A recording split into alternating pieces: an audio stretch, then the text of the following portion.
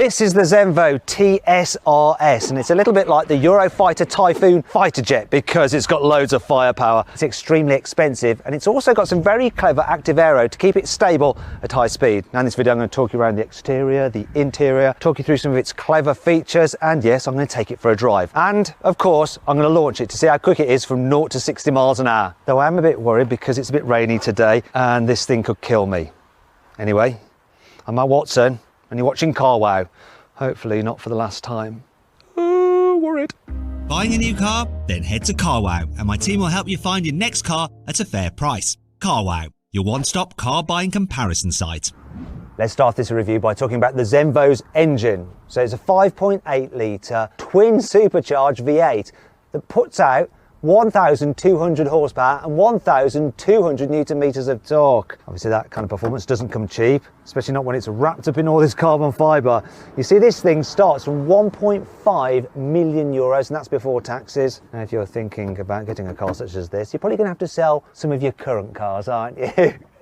Now if you want to do that, make sure you're getting a fair price for the cars you're trying to sell. Click on the pop-out banner up there or follow the link in the description to go to Carwow. All you have to do is upload photos of the car you're trying to sell, give us a brief description, and our dealers will bid on your car, and the price you're quoted will be the price that you receive, and the dealer will give you the cash and take your car away. Don't even have to move from your house. Now obviously you want me to launch this car, I'll do it, but later in the video. One of the key features of the Zenvo TSR-S is its design. So it's not only designed to look mean, but its looks serve a purpose because there's so much aero going on. You've got this huge front splitter there, and this big intake there sends the air in there, and then it exits here over the bonnet, and it helps push the nose down for downforce and added grip when you're going very, very quickly, which obviously this car can. Here at the side, there's even more aero going on, and none of the vents are fake. So these vents here are part of smoothing the airflow over the wheels. These vents here release high pressure from the wheel arches. Got these huge side skirts, which you've got to be careful not to tread on, otherwise that could be very expensive. These vents here feed air into the intercoolers. This vent here helps feed air into the engine bay, cool the engine, and the scoop on the roof feeds air direct into the engine intake for maximum power. The other things to note at the side are the wheels. 20 at the front, 21 at the rear. You've got centre locking nuts as well, so you can take the wheels off quickly and put them back on again when on a track. Speaking of being on a track, you've got Michelin Pilot Sport Cup 2 R tyres. Brilliant on a circuit, probably not so good on a road when it's damp and slippery like today. Here at the back you've got these holes here, so you can check how much tread is left on your tyres. Only joking, that is to relieve pressure in the rear wheel arches. You've also got this massive rear diffuser and a flat underfloor for improved aero. Then there's this huge wing. Now I'm going to give you a bit more information on this later, but it can provide 325 kilos of downforce. Now that does affect this car's top speed. You see, you can get a more GT version of this Zenvo. It's called the TS1, and it has a top speed of 240 miles an hour, whereas this track-focused TSR-S, its top speed is 202 miles an hour. Obviously, with a car that can do over 200 miles an hour, you're going to need some pretty good brakes. So you've got carbon ceramics all round as standard. And the people who make these carbon ceramic discs also make them for Koenigsegg and the Aston Martin Valkyrie. They're really good brakes. So you've got 395mm discs up front, you've got 380mm at the back, and both front and back are gripped by 6 piston calipers. Now I'm going to do a brake test from 60 miles an hour, see how long it takes to stop. All emergency stop. Now. How long did it take to stop? 33 metres. It's all right. To be fair, again, tyres aren't working well for this. Here on the inside, the TSR-S is made mainly out of carbon fibre, coupled with a bit of Alcantara, and this squidgy material you might find on running shoes. Seats, oh my gosh, these seats. Carbon fibre bucket seats are absolutely glorious. You have 5-point harnesses if you're on track, but thankfully there's also, look, normal seat belts. Handy if you're on the road. Now, wherever you look, you will not find any switches that would be in any other car. You know, it's all bespoke for this. Zenvo has made it all in-house themselves, such as the air vents, the air conditioning system, the gear selector, the window switches, the indicator stalks, the carbon fibre paddles, the steering wheel. Absolutely nuts. Driving position is great. I love it. What's not so great though is rearward visibility. It's like being in a van. Thankfully you do have a rear view mirror that uses a camera feed from the back so you can see behind you. Oh, I want to show you this, look. Come on. Look at the key. I like the key. I also like the digital driver's display. Once again, all the graphics on there are their own. The only thing that isn't their own is this. You might recognise that. That's an iPad Pro, and it runs their own infotainment system there, so you can play your Spotify and stuff like that through the car stereo. Clever. I don't know why more manufacturers don't just do that. It's like simple, really. So it's also simple, the amount of storage, because there's not much. Basically got this bit here and that bit there, and that's your lot. Thankfully, there is some storage here under the bonnet, so you could fit some bags if you want to go on holiday in this car. Though the front boot isn't quite as big as on a McLaren 765 LT, and if you want to see my full in-depth video review of that car, click on the pop-out button up there or follow the link in the description. Anyway, that brings me on to 5 annoying things about this Zenvo. For a minimalist hypercar that has lots of carbon fibre bodywork, it's a little bit on the heavy side. It weighs over 1.4 tonnes. Now, part of the reason for that is that rather than having a carbon tub, it has a monocoque aluminium and steel chassis. In fact, the chassis actually dates back almost 10 years. The next one will have a carbon tub, but this one doesn't. This car has a single clutch, 7-speed robotised manual gearbox, a little bit like in a Lamborghini Aventador, which is a bit old-fashioned compared to the very latest dual clutch systems. Also, it has dog gears, which just mesh together without any synchro mesh. Brilliant when you're on a racetrack and hard on it, because when you upshift, it's almost instant. However, when you're just manoeuvring at lower speeds and you're going from neutral into drive or drive into reverse, it can take ages for the gears to actually mesh, so you can start moving forwards or backwards very slowly, and you're just left floundering, looking a bit silly. These vents here are great for airflow, but they're also good for stone flow as well. You see the stones get picked up by the tyres there and then deposited here, and you're constantly having to clean out this little ledge here of all the bits of grit and stones which have gathered there during your drive. While most of this car is bespoke, there is one obvious bit that it isn't. It's this. Can you tell what car this is from? Can you? Say it Leon. These vents for the engine bay look really cool, but if you leave your car out and it suddenly rains, then you end up with a load of water in your engine bay and a lot of watermarks all over these rather nice carbon fibre air intakes. It's not all negative though. Here's 5 good things about this car.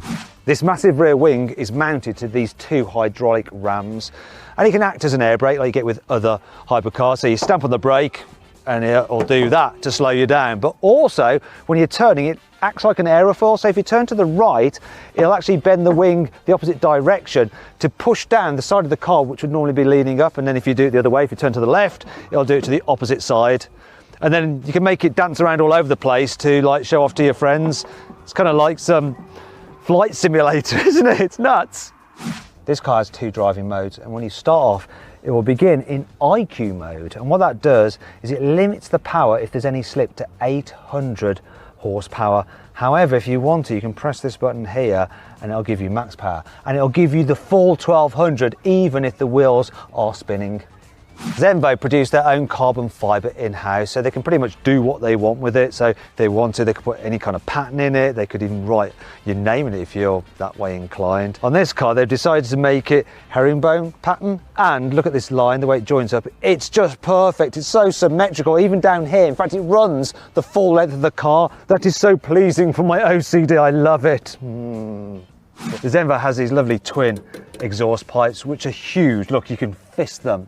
And they're made out of titanium, so you get this lovely blue effect. Plus, when you change gear, they make an incredible banging, popping sound.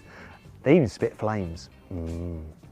Finally, let's talk about the chassis. So this car has double wishbone suspension all round and KW coilovers, which you can adjust 4 different ways. There's also adjustable anti-roll bars at the front and the back, and you can adjust each wheel individually for tow, caster and camber. You've also got an electronically controlled hydraulic rear differential to send the power to the rear wheel with the most grip for better corner exiting traction. Now let's see what this Zenvo is like to drive. I'm going to actually start off testing it in town, see what it's like as a daily driver, because it's quite an extreme looking car. So would it be extreme to live with?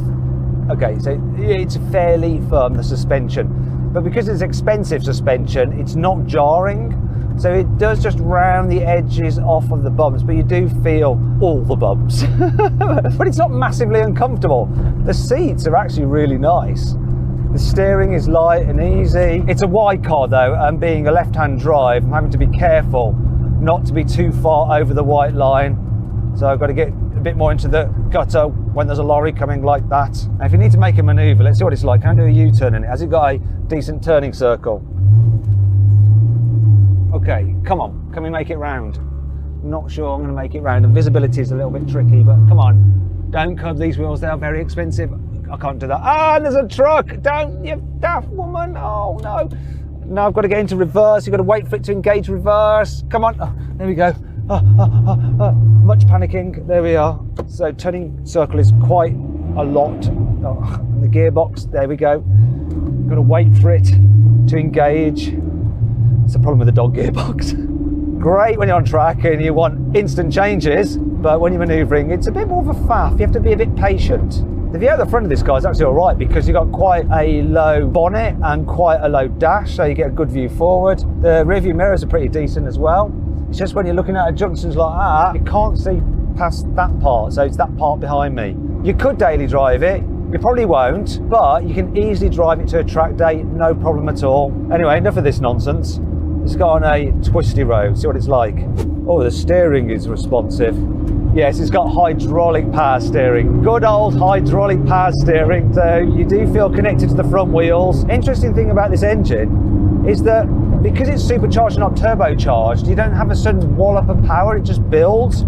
So it's actually easy to just drive sedately if you want to, such as when you get caught behind a blooming Hyundai i10. Yay! I'm in my £1 million hypercar, and this is the reality of driving in the UK. They're actually going well below the speed limit. Be patient, people. You have to be patient, I think, if you've got a hypercar. Unless you get up at the crack of dawn when there's no other traffic about, you're always going to end up in this situation. Come on, that's it. Don't worry, your car won't fall over. It looks like it might, but it won't.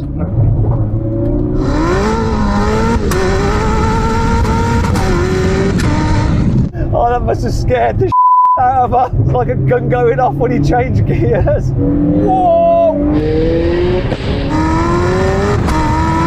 Whoa! Whoa! This power delivery is so linear. You don't get a wallop in your back like you do with a turbo. It just builds and then whoo, you've got to stay brave. Whoa! It's snaking all over the place. Whoa!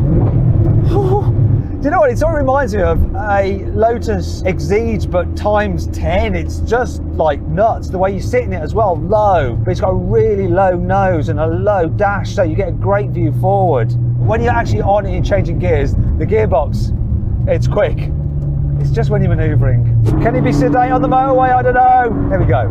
Let's get into 7th gear, top gear. It's not too bad. I mean, I'm having to talk up a bit so you can hear me, because obviously there's not much in the way of soundproofing in this car. But for just tooling on the motorway, it's actually quite nice. Do you know what's really nice? The brakes are lovely. You can really just judge the amount of stopping power. If you buy this car, you can actually spec it with Pilot Sport 4Ss, and I think I would probably go for those tyres unless you're just track daying it every time, because they'll just make it more usable every day. Now I'm going to launch this Zenvo. It's supposed to do 0-16 2.9 seconds. I'm not sure I'm going to manage that because I'm on cold Michelin Pilot Sport Cup 2R tyres and it's a greasy road. I hope I don't bin it, I'm a bit nervous. Let's try anyway. I'm not going to use launch control because that's just going to spin up the tyres. I'm going to try and modulate the power as best as I can. If I can do it in under 4.5 seconds, I'll be surprised. Here we go. I'm going to just feed the power in.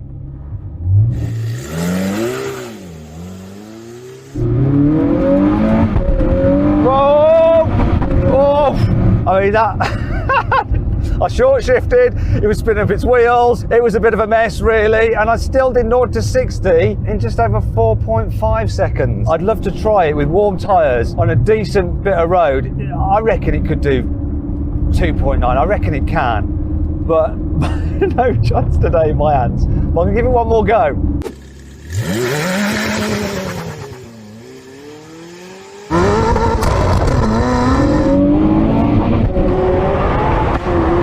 Oh, that's better, but still so much wheel spin. 4.3 seconds. You know, and it was just wheel spinning pretty much through that. I know what you're thinking. Oh, you can go quicker from 0-60 in a Mercedes MG A45. But yeah, you can. It's 4-wheel drive and stuff like that. But you need to get the conditions for this car. And today is not the right day, not on these tyres.